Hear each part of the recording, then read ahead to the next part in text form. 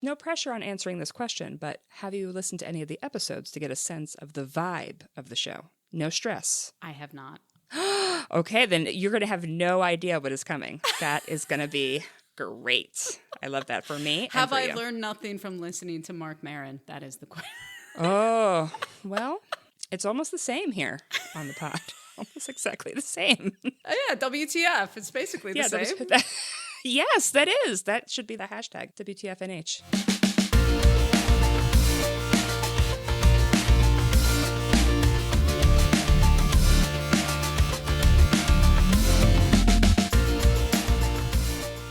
You're listening to New Hampshire Has Issues, and I am your host from the future, Liz Canada. This episode is all about how New Hampshire still, in the future, now, has not legalized marijuana. So many folks have requested this episode topic. And so, first of all, thank you if you're one of those people who's written in to ask. If you would like to support the show, please share this episode, or, share any of the episodes, frankly. But because this is such a popular topic, this is a good one to share with others who might have that same question. Why the heck hasn't New Hampshire legalized marijuana? Another way to support the show is to become a monthly supporter.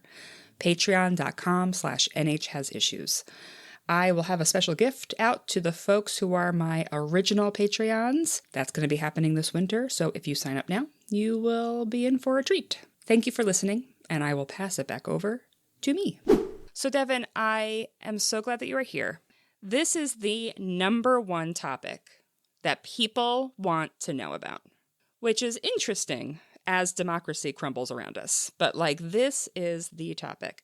But before we get into it, at the beginning of every episode, I ask my guest to do a tagline for the episode. So the tagline is in the form of, "Welcome to New Hampshire Has Issues, the podcast that dares to ask, why is New Hampshire still jailing people for marijuana?" Oh, okay. That's a great question to ask. And I think all these people that are asking you, to cover this issue are asking because they have the same question, right? Yeah. My tagline, "Welcome to New Hampshire Has Issues, the podcast that dares to ask, how can we be the live free or die state and not have legalized marijuana?" I mean, the state of New Hampshire, we don't require adults to wear helmets on motorcycles. Right. We don't require adults to wear seatbelts in cars. Sure. But for some reason, we continue to prohibit the recreational use of marijuana. How are we making sense of this? And they say, just go across the border. Just go to another state. It makes no sense. All right. Well, I am your host, Liz Canada, and joining me today is the executive director of the ACLU New Hampshire, Devon Chaffee. Devon, you're here talking to me about marijuana legalization. Thank you for being here. Oh, thank you so much for having me, Liz. I love nothing more than to have a conversation with you. So this is great. This is going to be great. So I like to start every episode with a simple question. Why hasn't New Hampshire, the live free or die state with the no seatbelts and the no helmets, why has New Hampshire not legalized marijuana?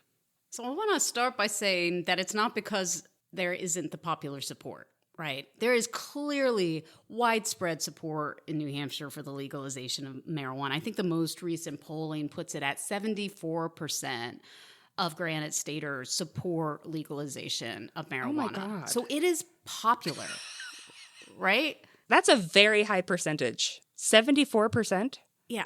Again, how do we find ourselves in this situation? And I think it is a mix of, you have politicians, elected officials who are somewhat removed from the reality of some of their constituents and what the reality is, and on the ground in New Hampshire with regards to, I guess, what people are using marijuana in the state of New Hampshire, even though it's not Devon, legalized. don't tell anyone. That doesn't happen. No, of course not. These same officials are very afraid of backlash from the police. They know that if they support legalization, they're constantly getting phone calls from their police chiefs telling them not to support it. And they don't see that they will have any political consequences for opposing it, right? So they are afraid of backlash from the police, if they support legalization. They don't think there are going to be any political consequences if they oppose it, and they don't really see any political advantage to supporting it. And so we wind up in this sort of place where there just isn't the momentum to finally pass legalization. Now, we have gotten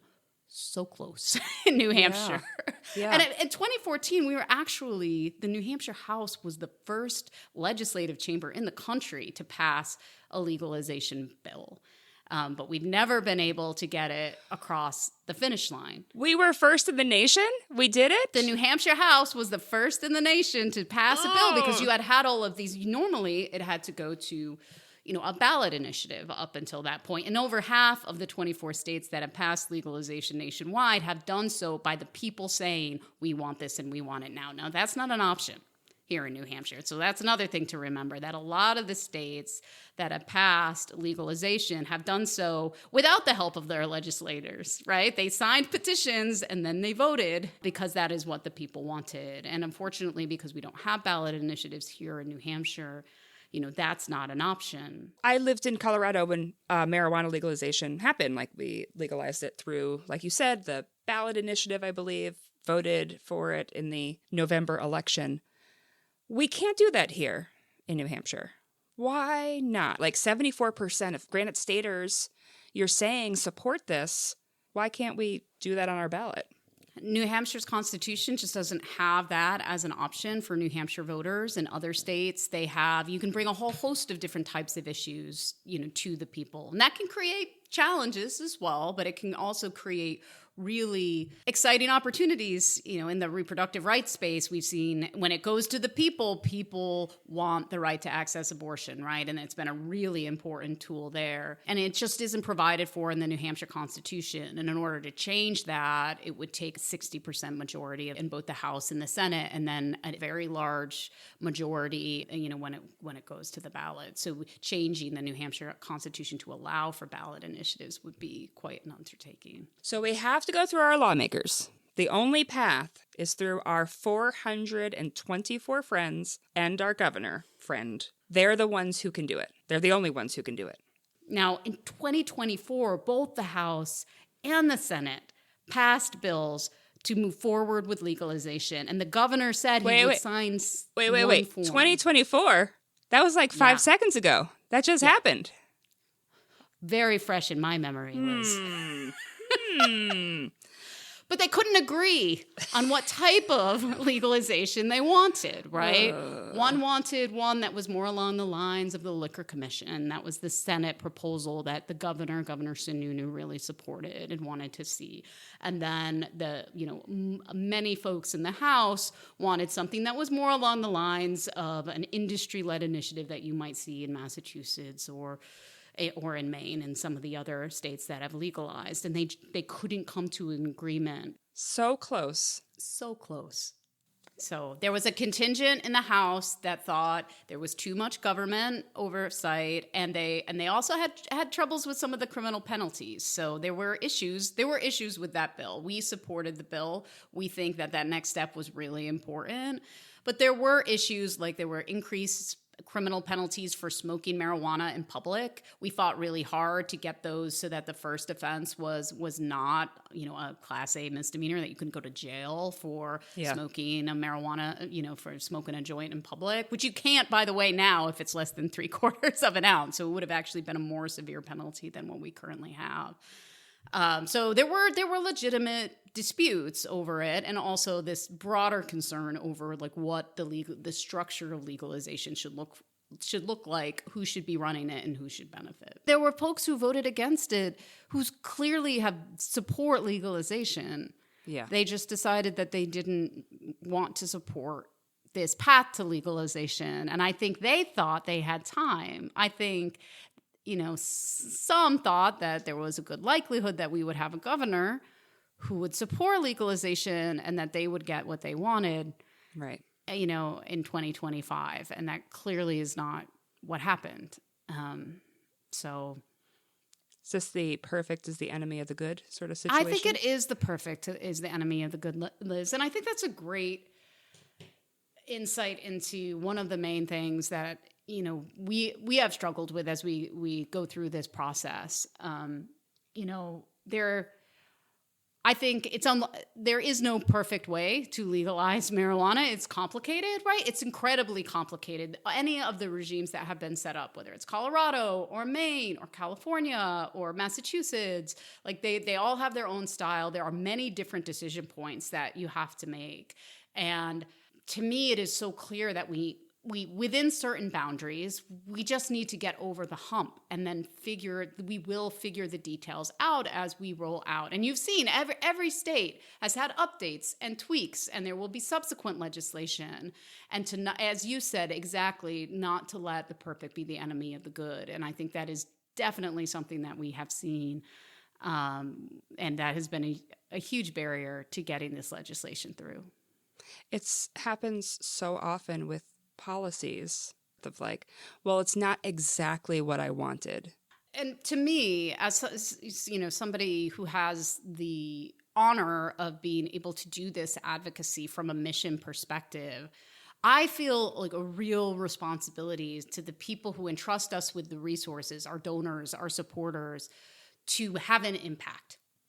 And you can't have an impact if you are always holding out for the perfect solution. And so you have to be willing to make smart compromises. You don't roll over, but you have to be willing to make smart compromises in order to have an impact on people's lives. And quite frankly, that is why, right, people support organizations like the ACLU. They don't just support us because we say good things. They support us because they think we're going to make a difference. And so, when we didn't think that bill that was proposed by the Senate in 2024 was perfect. I was late into the night in the Senate, Liz. I was helping draft amendments. Yeah. I was responding to bad amendments that were being made. We were fighting every single step of the way to make that bill as good as we could make it. Yeah. And in the end, we have to be willing to compromise if we're actually going to get to that next level, if we're actually going to have an impact.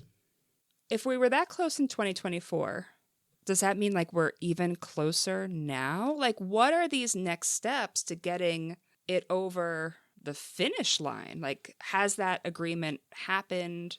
What's the status after 2024? The status since 2024 is that our current governor, Governor Ayotte, has said very clearly, and she made this very clear on the campaign trail, that she opposes marijuana legalization. And so in order to overcome that opposition, it would be extremely difficult. And there's no indication that the Republicans in leadership, especially in leadership of the Senate, have any interest in requiring the governor to veto a legalization bill. So I think that it's a much harder and much more uphill battle now than it was where in 2024, where Sununu made clear that he would have been open to a certain form of legalization in the state, unfortunately. Right. So even harder now, current governor has said very clearly, I do not support this. I do not want to legalize marijuana in the state. She's a former criminal prosecutor. She comes from a law enforcement background. It's not shocking, but it is unfortunate. What's the deal with the law enforcement and marijuana? Is it why do they care so much, I guess? Like, what is the issue there?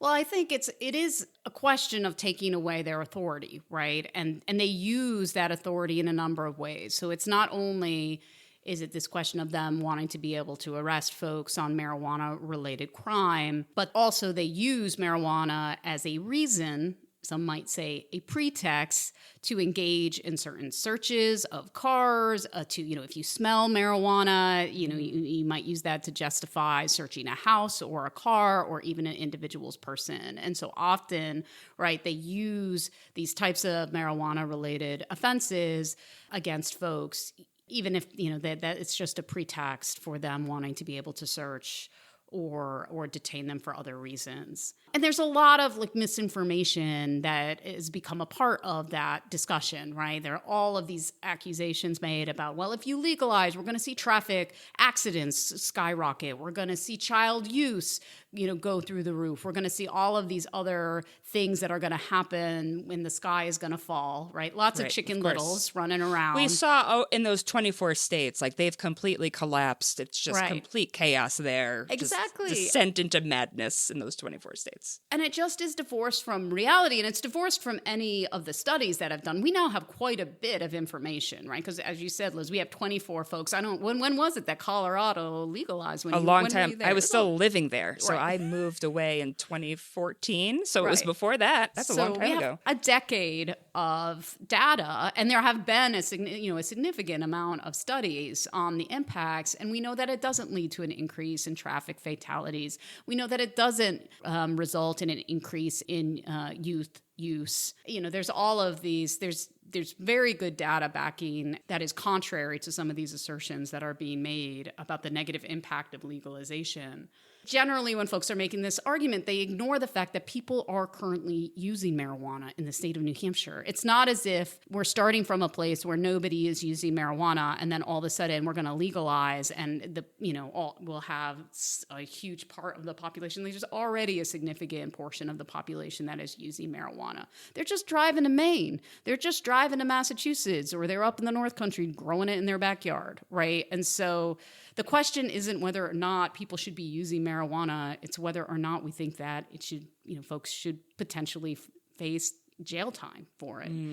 And certainly from from the ACLU perspective, we think that's really unjust.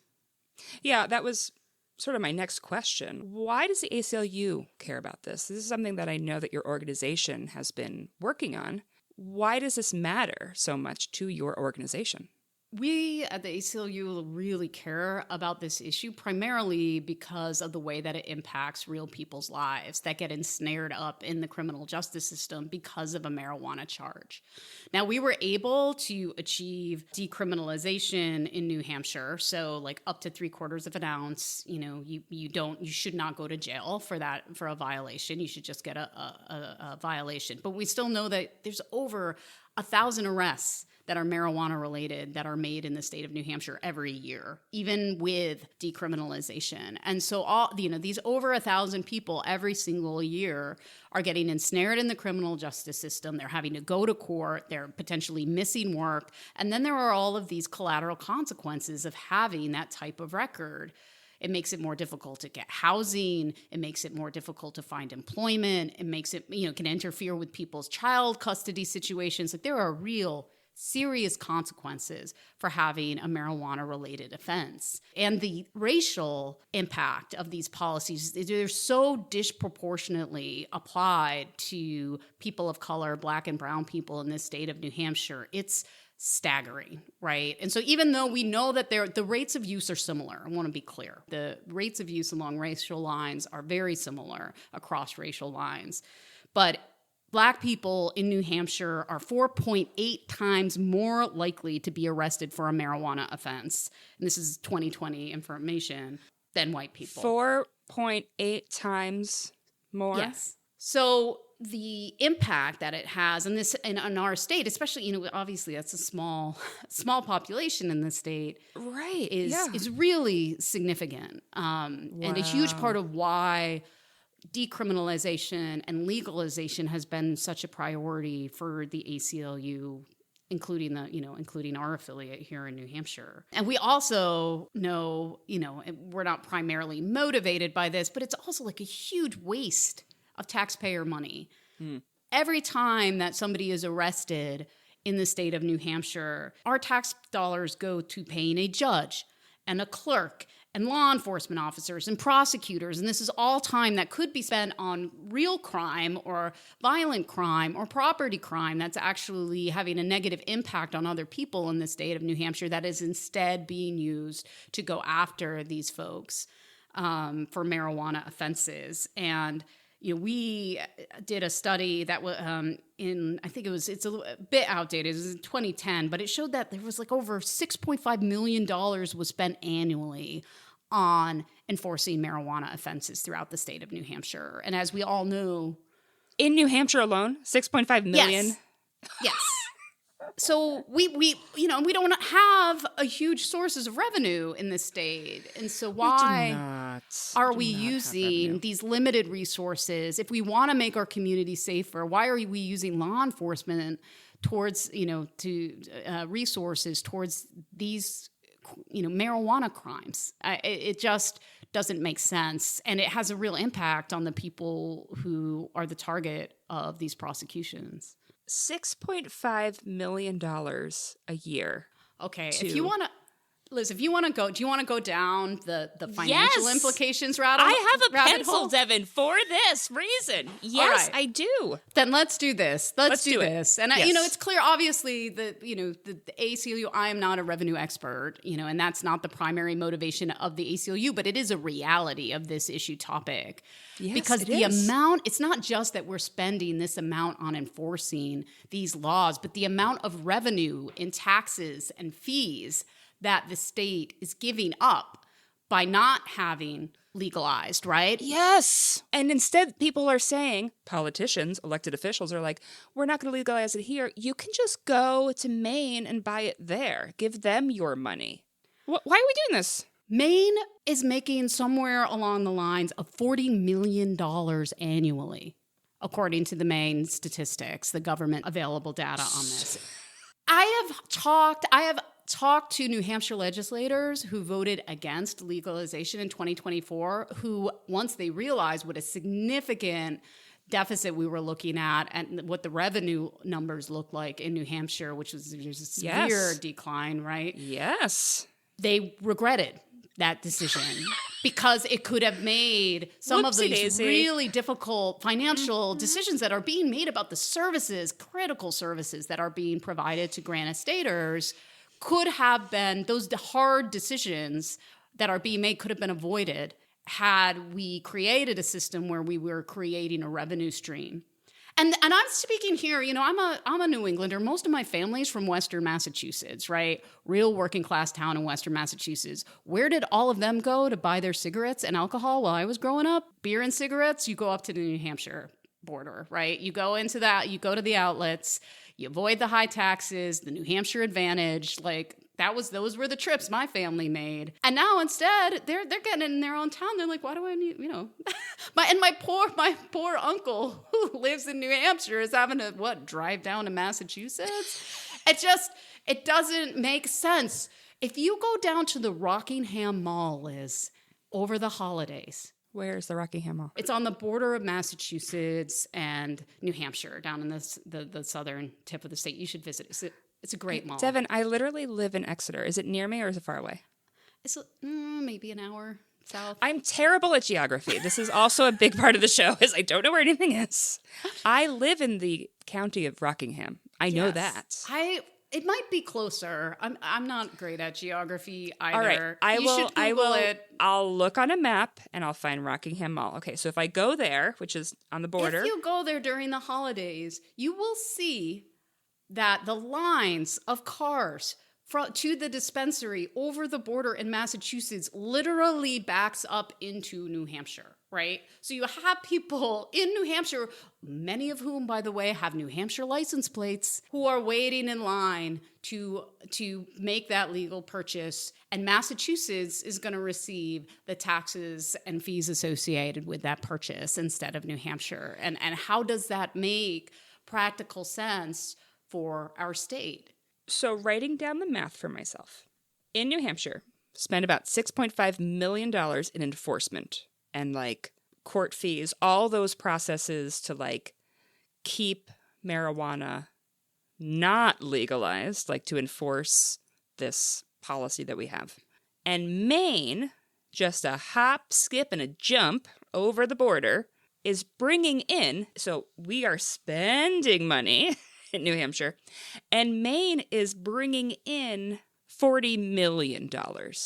And they just voted to raise the tax on marijuana from 10 to 15%. So I can only imagine, and I think that goes into effect in January, so I can only imagine that number is going to increase. So to recap, we are spending money when it comes to our marijuana law of not having legalized marijuana. And Maine is receiving money. What the Devon? Why is this so complicated? This feels like just a slam dunk issue for pretty much any politician. Like 74% of people want this in New Hampshire. Granite Staters want this. We have a huge revenue problem in our state. Like I had Phil Slutton on for a 2-episode feature to talk about the state budget and what's happening and how revenues have gone down, and intentionally so, lawmakers made that decision. So lawmakers make the decision to cut revenues, and they make the decision to not pass this, which is another revenue stream. Why, Devon? Why? Why is this happening? I mean, I'm going to answer your question with a question to a certain extent. Is why are there not more political consequences for these types of decisions? Why are we not making the connection between the revenue situation in our state and these decisions that are being made, and people not being able to understand how that could potentially affect their daily lives with regards to services or funding, education funding or other potential, funding in the state. Under the models that were being considered, some of this revenue was supposed to go towards education funding in the state. Now, that was very politically advantageous because it would reduce property taxes, right? That was the idea. Why especially even Republicans would support that is because even Republicans who are not huge supporters of our public education system would say, well, it will reduce property taxes because you have more, state level funding for education. And yet, even with that direct connection with how it would affect the pocketbook of Granite Staters when it comes to what they're paying in their property taxes, there is no accountability for elected officials in their decisions in this realm. Why? I mean, people are literally asking me with my teeny tiny little podcast to cover this issue. So it is clearly on people's minds. And I can see this, image of all these things being intertwined, this spider web of garbage that is going on with this topic, which is all these people support it. Our revenues are down. Our school funding issue is a huge problem, and property taxes are so high and it is crushing people. We're arresting 1,000 people a year. They're having trouble finding housing. We have a housing crisis already. All of this is just piling up. Why aren't they held accountable? Why are the lawmakers who are consciously choosing to not pass this? Is it not cutting through? Do people just not see do we have too many lawmakers? Is that part of the problem? What is it, Devon? I know you just asked me, but I'm flipping it back to you. What's going on? I mean, it's a good question. I mean, I wouldn't say it's because we have too many lawmakers and that the New Hampshire House has consistently passed it, right? So that's where the 400 lawmakers are. You're right. And so it's, those lawmakers that actually have a little bit more autonomy in their decision making seem to be able to get behind this effort. They know it's popular. They know what the impact would be. And maybe they might have a little bit more autonomy from the police departments in whatever region they may be in, seem to be able to utilize more autonomy when voting on this issue. Whereas, the House, it wasn't until we had a governor who supported it that we could even get him. I mean, within the Senate, it wasn't until we had a governor who was said publicly that he would support it that they really even started considering that maybe Senate Republicans would get behind the issue. And I will say, when we have previously at the ACLU done campaigns on specific, there were, Democratic senators who we really targeted who had actually voted the wrong way. And we were able to move them on the issue over time, right? Even with their police chiefs opposing, we were able to get them to support it, but it took a lot of work, and it's I don't know. It's a good question, and it's a question I think we ask ourselves: is how can we all get more engaged, right? To let our legislators know that this isn't acceptable, and how do we work with folks so that they can make their opinions known to their elected officials? And I think that's something we're really trying to get at and to understand better. There's so many studies, Liz, right? There are lots of really good data out there about what we have seen in states that have legalized. And you can say it until you're blue in the face and it doesn't seem to permeate. What is the data? I think there's a part of it that we've talked about that is revenue into our state. If you're truly looking at the ledger at the end of the day of pluses and minuses of money going in and money going out, legalizing marijuana would bring in money to the state, which would be helpful with all of our stuff. But what are the other benefits to legalizing marijuana in a state? Well, I think one of the most significant benefits is that you're not unjustly jailing people for marijuana-related offenses when the vast majority of Granite Staters don't think we should be doing that, right? And that has like a real positive benefits, especially for people of color in the state, because of the disproportionate application of the law. And so you're talking about people the impact of somebody's life in going to jail, of having to go through the criminal justice system, of having a criminal record is so significant. And so the difference in their lives of not having that, is really meaningful. And I think back, we had a client here at the ACLU, and this was before decriminalization, but he got arrested for a possession of a very small amount of marijuana, wound up in the Valley Street jail, and died from a fentanyl overdose while he was in jail. Now, question as to, and this was a man who was, was unhoused at the time, question as to whether or not he would have even had access to fentanyl if he hadn't been in the Valley Street jail, right? If he had not had to go through that process, the impact may have been that he would still be alive today, right? And so I think the impact can't be overstated. The human impact of legalization can't be overstated. I think about the musical that I love, Reefer Madness. It's based off of the 1930s propaganda film about Reefer Madness that was like meant to terrify people to be scared of marijuana. I have seen the clips from that. So it's a musical that's based on that movie. It's a comedy. They do a satire of that, which was all about scare tactics and fear and making this a terrifying thing and making groups of people really scary. It feels a bit like, how do I say this? I guess I could say it any way I want to because I'm not beholden to anyone with my little podcast.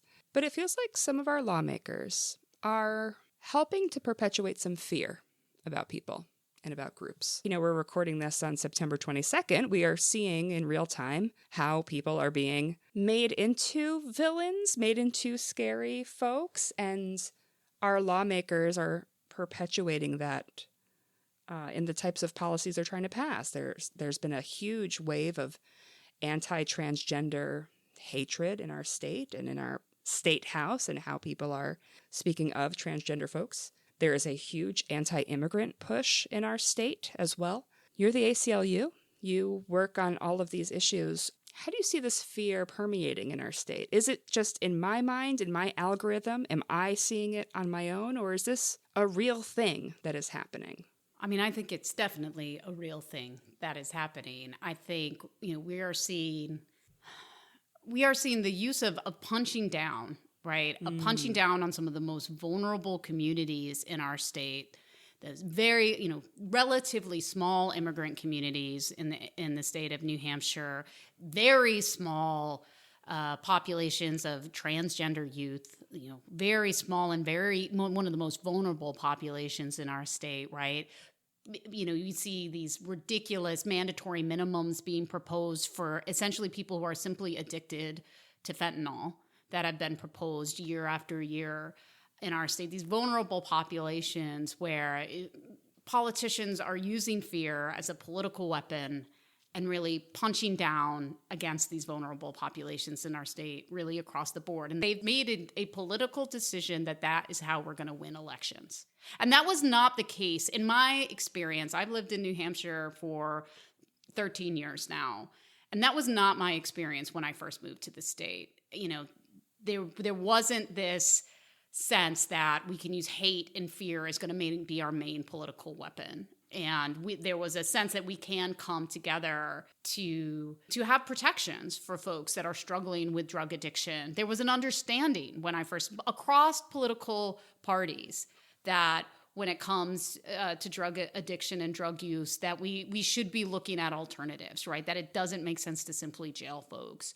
There was an understanding that there was bipartisan support for protections for folks regardless of gender identity when I first came to this state. And I would say in the last 5 years, there has been a decision made that we are going to use fear and punching down on particular vulnerable communities in this state as a political maneuver, and that this is how folks think they're going to win elections in the state. And I think it's really unfortunate. We have a policy that people care about that is wildly popular, that is not moved forward, that is sort of stuck now for the foreseeable future.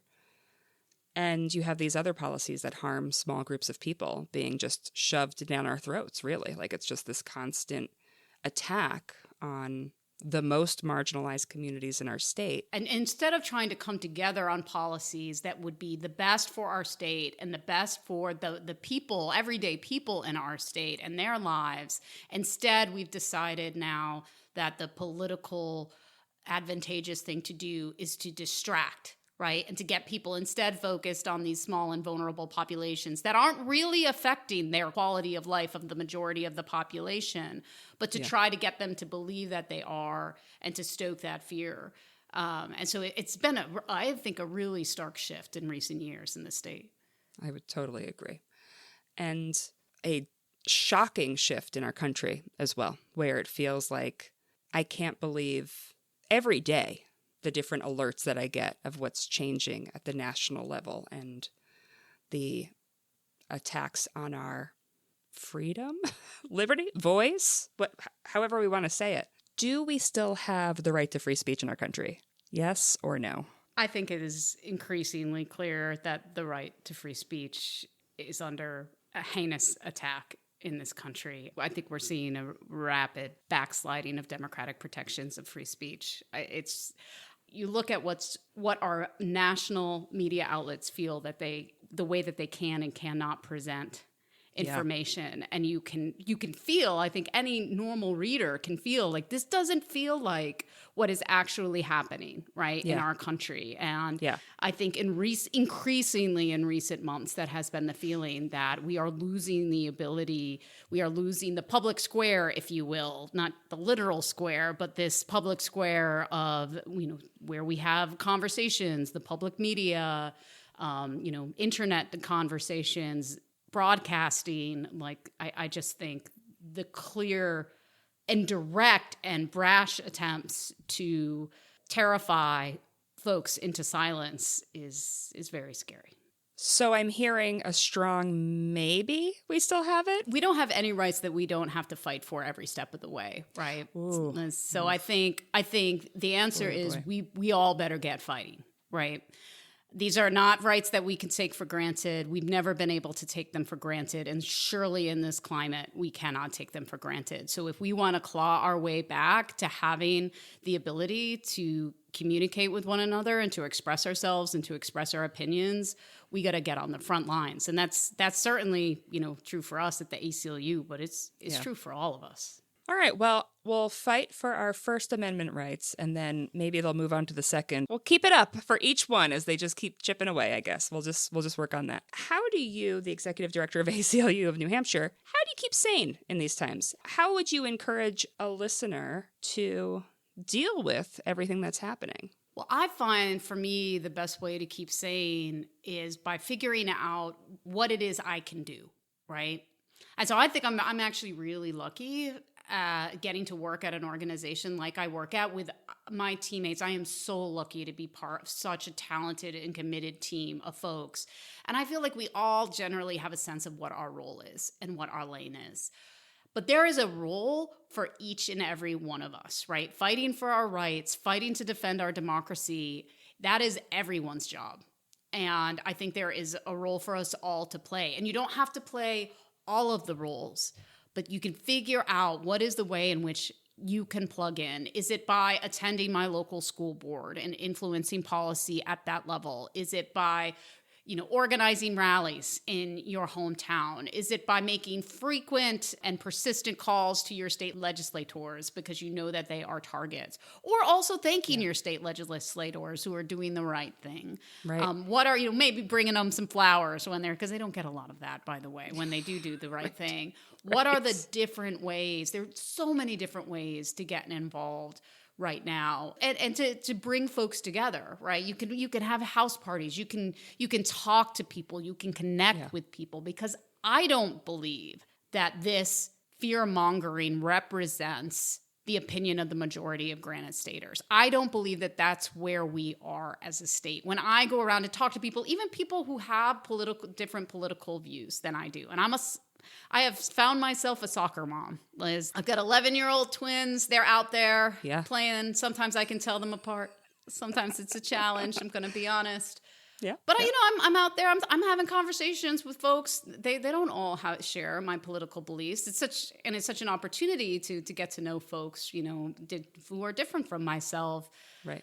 But I don't believe that they go home at night and think, I really want immigrants in Nashua to suffer, right? I don't think that this is really what they are concerned about or motivated most by. They want the best shot at being able to support their kids and to be able to support their families and to be prosperous in this state. And that's what they care about. And so how, the more that we talk to folks and we mobilize folks, I think that this is clearly a fight worth fighting for in the state of New Hampshire, because I don't think that this is where the majority of the state is. Yeah, the folks who are immigrants in our state are not keeping our costs up, are not taking away anything from us. The transgender youth aren't raising our costs, but what would help with our state finances is legalizing marijuana to bring in some money to our state. It's been incredibly frustrating for reasons why I think you're sort of literally and figuratively pulling your hair out as we've been having this conversation, Liz. Yeah, I have less hair at the end of this episode. Yeah, for sure. It makes so much sense for the state of New Hampshire in particular that we would legalize marijuana. Revenue reasons, justice reasons, public opinion reasons, just the general state ethos. And so the frustration has just been, it's been significant. And it was very, very challenging in 2024 when we came so close. Yeah. So very, very close. And I will tell you, we were making phone calls, we have 400 reps, yeah, right. really trying to get folks on board and come to an agreement. And it's been an incredibly frustrating ride, and we'll get it done. We'll get it done, but it's gonna be a long road, unfortunately. Now, I think. Devon, thank you so much. This was really great. Thank you so much for talking with me. Oh, thank you so much, Liz, for having me on, and thank you for doing this podcast. I think these are conversations that really need to happen in our state, and I'm so glad that you're helping to lead them.